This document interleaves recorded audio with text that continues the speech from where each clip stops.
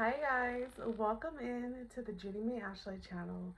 I have literally this question that I've been getting from you guys so many times that it's about time to answer the question. So the question that you guys have been burning inside, just wanting to get out is, how do you make time in your day to get in a workout? You guys keep telling me, I don't know how you do it. You're a mom, you homeschool, you work, you stream, you upload to YouTube. And you still work out? How do you do it? So I'm here to tell you how to get in your workouts and how to get time freed up to be able to do so. So, does everybody have TikTok? Yes, you do. And if you don't, that's good too.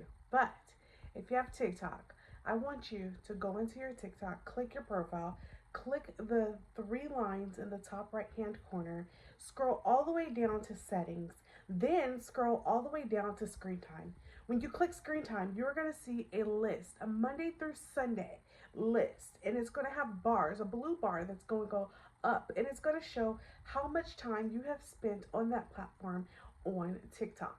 So if in fact Monday it says that you spent an hour and 15 minutes, or Tuesday it says that you spent 2 hours and 30 minutes, or maybe Wednesday it says that you spent 3 hours and 14 minutes, that means that you have that much time in your day to get in a workout.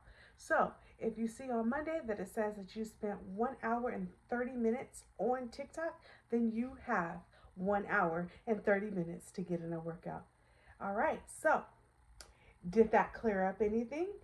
If it did, let me know in the comment section down below. If you all of a sudden now have this bright idea of, oh wow, I do have time in my day to get in a workout, then let me know down there in the comment section. I truly hope that this video was short, sweet, simple, and straight to the point and helped you free up time so that way you have more time in your day to get in your workout. Let's be fit, let's be healthy, let's just get a workout in.